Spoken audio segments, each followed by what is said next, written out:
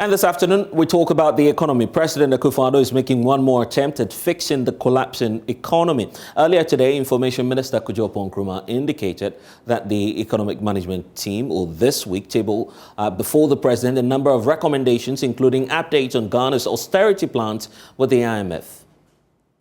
All that right from the beginning of this year, government has been updating the country on some key economic matters. You recall in April, or just at the end of March, when Cabinet held its first quarter retreat, I updated you all on the kind of economic pressures that we were of the view was going to befall us because of what was going on, and some of the measures that the government was introducing right at that time to help containment. That's where we introduced the cuts to budget and a few other measures as addressed by the finance minister.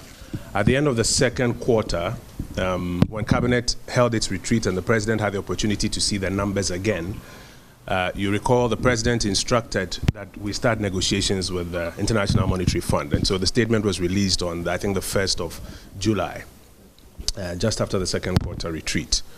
Since then, there have been a lot of engagement with the fund, and a number of statements have been released to update the Ghanaian public on how that is going, and it's going pretty well. This week, as we are coming to the end of the third quarter period, going into the final quarter fully, tomorrow morning, for example, the Central Bank, the Bank of Ghana, will be meeting the managing directors of some of the banks and the heads of, I think, the Forex Bureau associations for a series of discussions aimed at ensuring that the supply of Forex onto the Forex markets is stabilized and the overpricing is also halted, and that people who need access to Forex for legitimate transactions can get same without hindrance in the banking halls and at the Forex bureaus, as against on the black market or using some rates coming from some other quarters. They'll also be looking at, I think, some of the longer lasting measures to ensure that Forex trade is stabilized in this country, even as we expect a lot more inflow of Forex following the completion of the syndication of the Cocoa Board transaction. My understanding is that later this week as well, the economic management team, I think today, the economic management team is also meeting to apprise itself of the latest numbers as have been put together and some of the recommendations as we get into the final part of the year. And then from Thursday, Cabinet itself will be meeting. I think Thursday, Friday, Saturday, Cabinet itself will be meeting. The president will be in the chair to receive what has gone through the EMT and also to receive the update from the IMF negotiations so that some decisions can be made. And then subsequently, he can then update the nation on the next steps forward. So just to give you a quick update. Okay. So on the issue of Forex Bureau meetings, we've heard from the grapevine that there's some meeting with Forex Bureau owners. If you can give a little bit details about that. As I said, the Bank of Ghana is meeting the banks and the Forex Bureau. That's where you expect Forex trade to take place at the approved rates to ensure that they have clarity on supply channels, availability or adequacy of Forex for those who legitimately need it for transactions, as against those who will be resorting to speculation and, just buying and hoarding, etc. Appears it's going to be a very long week for the president. Meanwhile, as we speak, the performance of the Ghana cedi has worsened by the day. The US dollar, which crossed the 15 cedi mark days ago, is now heading towards the 16 ranges, raising fears about a possible further surge in inflation, especially on fuel prices across the country in the midst of an already unbearable crisis. Calls have been made for Ghana to go back to the basics, growing what we eat and eating what we grow as part of the plan to deal with the challenge. Let's speak to one man who has been at the center of that campaign, Dr. Abu Zakara Foster. He is the leader of the National Interest Movement. Good afternoon to you, sir. Welcome to the polls. And good afternoon, and thank you for having me. Now we're hearing that the president is up for a long task this week.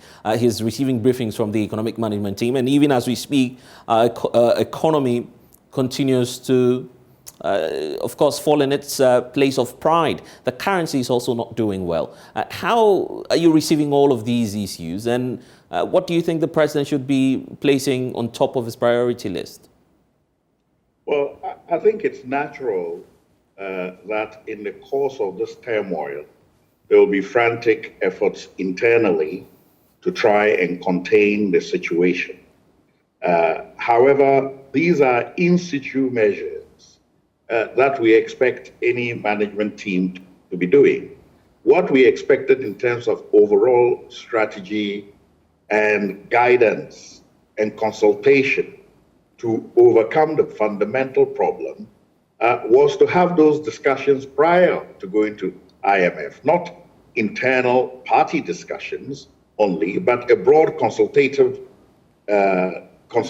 consultation, so that you get many hands and many heads on board to decide a fundamentally different approach that will cope with not only the internal situation, but also a changing world in which many of the drivers of these situations are exogenous to our nation. Now, if we don't take that fundamentally different approach and we keep doing what we have been doing, no matter how intensely we do it, we will come back to the same point. And the case in point is this much celebrated 900 million thereabouts, which is coming in. This is going to be a flash in the pan, because the amount of heat that is in the economy now waiting to receive redress, this will be like throwing water in a hot pan. It will evaporate in thin air in a matter of weeks, and that will be the end of it, because we have not addressed the fundamental issue of how we generate more money than we spend. I'm grateful that you're touching on the fundamentals. And since you're talking about the fundamentals, there'll be a need for us to, first of all, diagnose the problem. What's been your diagnosis of the challenge that we're facing now? We have had a long-standing problem, which is the size of our government and its expenditure relative to the size of our economy and the amount of income we generate. This is nothing new. Every government that we have had have faced the situation. It has been exacerbated now because our expenditures increased significantly and our borrowing increased significantly.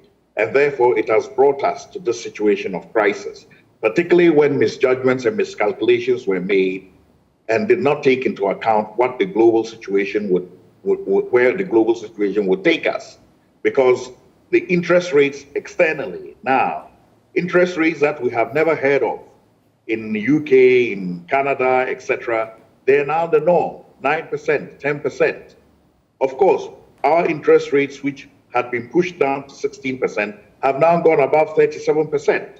So these are situations which, if you don't have a fundamentally different approach that focuses on growing your economy from the production areas rather than looking at it from the services and only the extractive areas, we are going to have a problem. But this government, and I'm sorry, Doc, for cutting through, but this government has made that promise of shifting the economy from taxation to production. That claim has been. It appears it's not.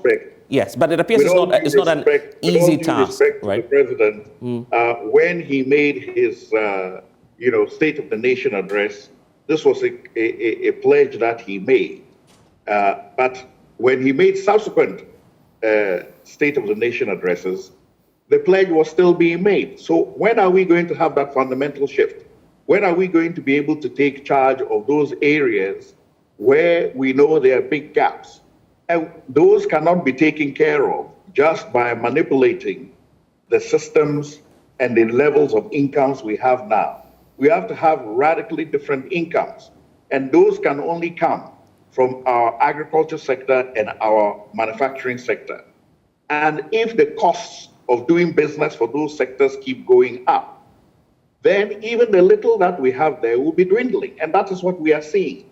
So when we talk about fundamental changes, that's what we need to do. And it's not a matter of, debate. We have been brought to this situation.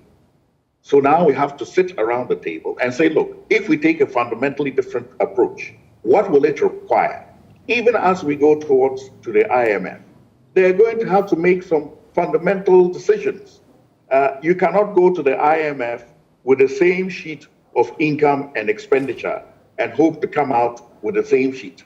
They're going to know, okay, the 1,000 staffers at Flagstaff House, are you going to keep them? The 100 and something ministers, are you going to keep them? The number of public sector workers, which has gone up from 600 to 900, are you going to keep them? If you're going to keep them, what will be your bill? If you're going to reduce it, by how much? We want to know the amount of money going into the production sectors like agriculture and manufacturing, and the transaction costs for that. How will that money bring the transaction costs down to make our people competitive in the market space? If you get this fundamentally right, then everybody can begin to contribute. But if we don't, then we're on a treadmill, and no matter how fast we run, we cannot keep up with an exchange rate which is depreciating, being pushed by exogenous factors to the country, but also, of course, our own management of the economy internally. And then, we expect that the raw materials we export will break the gap. It's not going to happen. So we have said time and again that we have to move from this Gaggisberg economy. But what have we done fundamentally to shift it away? And until we shift it away, we'll keep going back to the IMF. And if going back to the IMF was a solution to our problems, it would have been solved a long time ago. But then, this is where I also want to talk about the agricultural sector. It's a place you're very passionate about.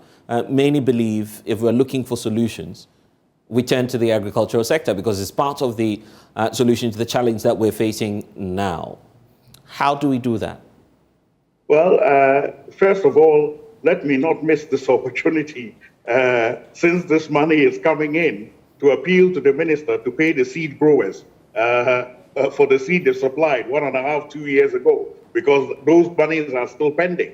But the fundamental issue of our agriculture sector, if you look at the bigger picture, and not these small issues, is simply the fact that we have a significant amount of area which is lying down idle. So labor, land, water, and sunlight lying idle for 6 months of the year. We depend only on the rainy season. And we have talked about it time and time again.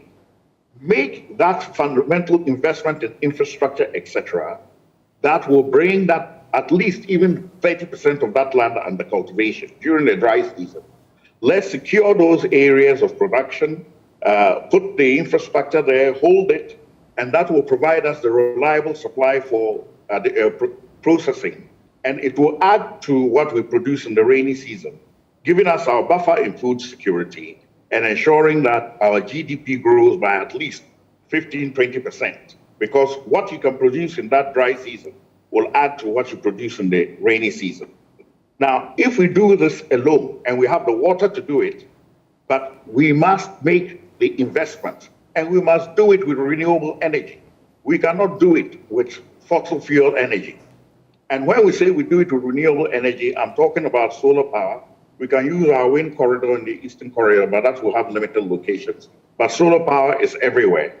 And we must put off-grid solar power on those sites and be able to sell that solar power to the electricity boards at preferential rates, so that when we need that energy back for processing at the same sites, we can get that at whatever price they are charging. Now, if you don't do this, and we're relying on fossil fuels alone, we'll have a gap. But if we do it with renewable energies, not only can we access some of the funds that are globally available in carbon credits for this and get some of our money back, but you will cut back the running costs and put us in a competitive Dr. position. Sakara, if the agric sector was our best bet, many are of the opinion that the Planting for Food and Jobs campaign would have solved part of the challenge that we're facing now. Yet, if you take a look at the figures from the statistics department, it appears that clearly food importation or food inflation is leading the chart in terms of one of the highest rates that we're paying for as consumers. So why then still have the hope that we need to go green to transform Ghana's economy? Well, it is true that we have fallen short in the planting for food and jobs. But it is not entirely true that it has contributed nothing. If it was not for food and planting for food and jobs, the situation would be much worse. However, it has not achieved what it set out to achieve, that we said we would achieve with it. And that is because, as usual, when we do something and it works a little bit, we sprinkle it everywhere. And in the process, you dilute what you have done and neutralize it. And you don't allow the building up along the value chain to get a pyramid so that you have the synergistic effect of all that you have invested, and at least it will stay there and everybody can see where it is. But this political games of spreading things and sprinkling the salt everywhere around the nation, it always results in the same thing. That is why we have had thousands and thousands of projects, both in the NGO sector, the development donor sector, and even the government sector. But where are those projects now?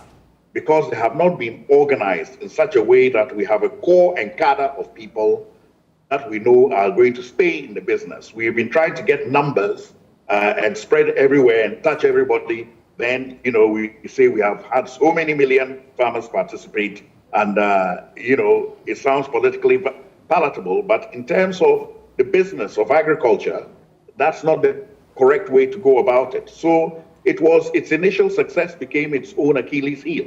But having said that, it doesn't mean that the idea was not good. It was in the right direction, but it needs to go a lot further.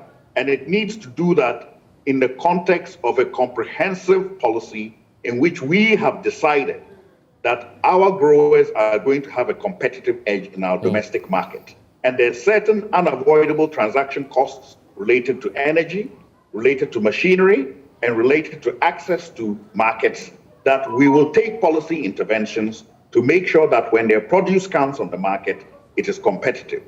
Others do it for their people. If we do this for our people, and we make sure we build a cadre of people along the conveyor belt from small scale going to medium and commercial scale, and you protect them, then that way you will have a permanent cadre of forces to rely on in agriculture. But if you keep sprinkling and sprinkling and sprinkling money, it will touch so many people, and some of them don't even stay in agriculture. They just come because something is being given, and after that they're out. I get the point. We're being criticized now by some of our viewers that we're talking long term. Let's talk about the immediate solutions. The president will be going into that meeting starting with the economic management team. There'll be updates on the austerity plan with the IMF. These two issues may come up. You want to have a bite on that as well? Well, of course, there will be things that come up, but as I said, it's going to be what are we conceding, what on the balance books is going to show the cuts that we have made to bring us into line with what people expect in terms of the percentage of the income that will be spent on salaries, and what percentage will be spent on servicing the loans, and what will be left to do the other things that we have to do. Those are basic things that if you don't get right, you cannot pass through these discussions properly. And we also have to address one thing, and this thing is not only Ghana, but many other developing countries have to look at the indices that the IMF are using and maybe introduce the component of a human development index for where our level of development is. So, because we need to do a lot to improve the welfare of human beings. And it may be that these two things are contradictory. You may be improving the welfare of human beings, but you may not be getting the right other indicators that you need to satisfy the World Bank. So we have to look at the compromise in this area if we're going to think outside the box. Dr. Sakara. Now, one thing I'd like to say, right. It is a penchant of Ghanaians that they want quick answers to quick solutions. There are no quick answers to quick solutions. If you have to explain something in detail, that's because you have to go to those fundamental causes and explain them. So it's not long things. It is because we avoid those details that we always come back to the same point. Some persons are paying the political price elsewhere for the economic downturn of their countries. I'm talking about, for instance, what's happening in the UK as we speak. The conversation has been similar here in our country. The call that some officers or appointees of the state be relieved of their post. Top on that agenda is the finance minister. I'm sure you've heard the calls as well. Yes. What should be done to some of these appointees? The issue is responsiveness of democracy. And if the populace feel a certain way about the service that they are getting, the people in public office are servants to the people. And if people are not happy, they expect certain measures to be made to take into account the fact that they are not happy. And if it results in the resignation of one or two people, that may be one thing to satisfy the people. Dr. Sakara, let me be a bit more direct now. Is it appropriate? Is this the time for Ken Ofori-Atta to step aside? Well, my point is this. If he steps aside and there is no credible alternative plan, it does not solve our solution. If he's stepping the aside, alternative will come later. The question about the propriety or otherwise of his resignation. Yes. So my point here is this. If I were the president, I would look for a credible alternative plan and maybe accept his resignation as a way of introducing that plan as a new basis for our common consultation. But simply, removing him without that plan will not solve your problem. But on the question of the propriety or otherwise, what should be happening to Ken Ofori-Atta? Definitely, look, as far as I am concerned, it's a performance index, and nobody can say that this performance index is satisfactory. I can speak for myself. If I were in that position, I would offer my resignation. It's up to him to decide whether it is appropriate for him or not. But for me, I would do that, but I would do that on the back of another alternative plan that I would ask the president to propose. And in order that I will not be a stumbling block to the progress of that plan, I would offer my resignation. Let's wrap up with the outlook. At least government is seeking to expedite the IMF talks, getting funds in by end of December. We're not sure if that's happening. Some experts say we should expect the funds first quarter next year. What's your own projections? Well, look, the fact of the matter is that the duration to the time you get the funds is not just a function of the process, but a function of the terms that you meet. If you don't meet the terms, it can take you even longer than that. So obviously some terms have been discussed. Now is the time to be open about what those things mean. If they're going to mean severe cuts in jobs, if they're going to mean removal of some of the, social support programs, etc., this is the time to come out. But actually, in my thinking, we should have had that discussion before we went there, because we all know full well that you simply cannot walk into the IMF and come out with the same budget that you were spending, but with more money. Some decisions have to be made. And this was what we meant when we said that there should be a broader consultation, because at the end of the day, you cannot solve these problems with just a tunnel partisan thinking, because it's partly a political decision that is going to require the buy-in of the rest of the populace. And in a democracy which is largely competitive, it is difficult to mobilize support when at the same time those actions are being used against you, just like you use those actions against other people. So, what's good for the goose is good for the gander. Now, to avoid that situation, you create an atmosphere where people can come on board, you accept your shortcomings, and say, okay, now as a nation, let's sit down, let's solve this problem. What are we going to do? What cuts are we going to have to live with? If we make these cuts, can we all get our support around them? If we're going to give up certain programs, can we institute that in the context of a long-term national development plan, where when another group comes, you can carry it on?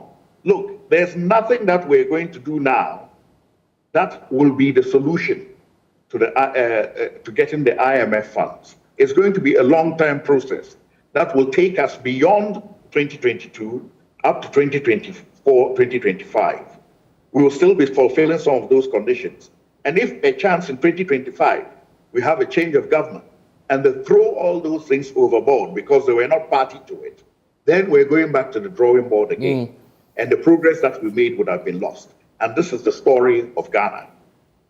We keep making progress, but we lose it because there's change of administration and we take a different direction altogether. And that is why it's important to have this national consensus so that all the difficult decisions that have to be made are going to be made by all sides and we commit to them so that in 2025, if perchance there's a different government, we're not going to get a radically different approach immediately. We're going to carry on with that and build on new things. Since you're raising this point, this point, the president has stated his position on a national dialogue on matters relating to the economy. He doesn't seem interested in that bipartisan approach. We've seen similar appointees also make the point that there would be no need for the century-like kind of engagement. I just want to pick up your message, first of all, to the president on the bipartisan call for dialogues on our economy, and also for you to share your accounts with me. This is the same man you ran against some time ago when he wanted to be president, correct? Do you see that same national spirit in the president just 6 years down the line after he's won power? Well, I cannot see inside the heart of the president to see the state of his spirit. But what I can see are the promises that were made, what has been delivered on, and the shortfalls. And these are significant. Now, when we say this, we're saying it with all sincerity, not appreciate what has been done, but to appreciate the huge task still ahead of us. And the fact that we have failed to address the fundamental issue, which is raising our level of income by exploiting other non-traditional areas of our economy and even the traditional agriculture sector of the areas to bring it up to par so that we have a bigger GDP and more money to deal with. But we've tried to focus only on the extraction and the services and a little effort at agriculture, but not of the magnitude and the scale required to transform the economy. And that's where we are at. Now, that for me is one of the failings that I feel, he has come up short on. And we need to look at that going forward. In addition to that, I think the whole idea of opening up to ideas that don't come from within your own party, the refusal to do that has been the bane of development in this country. And it is a function of this antagonistic democracy that we have developed, where, to consult your opponents, it seems to be the fact that you're bereft of ideas. That's why you're consulting. We need to do away with that kind of thinking. There's a left and a right hand for good reason. You need both of them on opposite sides to work together to get the maximum out of your body. And it's the same in people who oppose you and people who don't have the same ways of thinking about you. They're also part of your arm. And as a president, you need to use both of them or all of them to get the best out of the system. If we stick to only what is within our group, nobody can make it. No single party can get Ghana to where we need to be just based on their own ideas to the exclusion of anybody else's ideas. Because no matter what progress that you make, when there's a change of government, as we have often seen, that progress is eroded, and because there's a new direction, a new start again. And that is a fundamental difference to what we have had in our development process compared to these Asian tigers and what they have had in their development process. They have had the essence of continuity from one administration to the other, and we have not had that. And you cannot expect to have the same results if you don't have the same system. Dr. Sakara, I'm grateful for your time this afternoon on The Pulse. He's founder and leader of the National Interest Movement.